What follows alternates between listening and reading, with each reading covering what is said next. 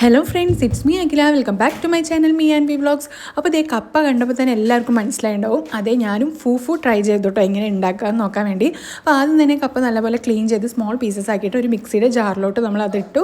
ആവശ്യത്തിന് ഉപ്പും കുറച്ച് വാട്ടറും ആഡ് ചെയ്ത ശേഷം അത് നല്ലപോലെ ഗ്രൈൻഡ് ചെയ്തെടുക്കുന്നുണ്ട്. ദെൻ നമ്മളൊരു നോൺ സ്റ്റിക്കിൻ്റെ പാൻ വെച്ചിട്ട് അതിലോട്ട് നമ്മുടെ ഈ മിക്സ് ആഡ് ചെയ്ത് കൊടുത്ത് കൈ വിടാണ്ട് നല്ലപോലെ ഇളക്കിക്കൊണ്ടേ ഇരിക്കുക കേട്ടോ. ഞാൻ കഴിഞ്ഞ വീഡിയോയിൽ ചെയ്യാൻ വേണ്ടി നോക്കുമ്പോഴേക്കും നമ്മുടെ കപ്പ അട്ടർ ഫ്ലോപ്പ് കാരണം ചെയ്യാൻ പറ്റിയില്ല. ഇത് നമുക്ക് ഓൾമോസ്റ്റ് നല്ലപോലെ സെറ്റായി കിട്ടിയിട്ടുണ്ട്. അപ്പോൾ നമ്മുടെ ഫൂഫു റെഡിയാണ്.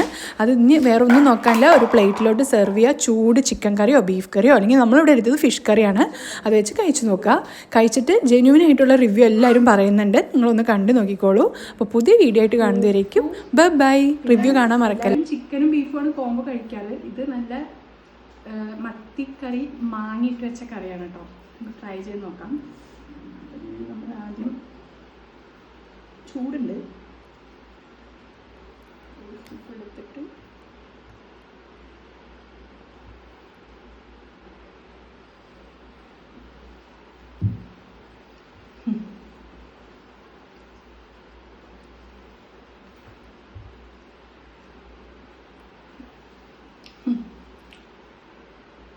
കപ്പയാണെന്ന് നമുക്ക് തോന്നുന്നതില്ല.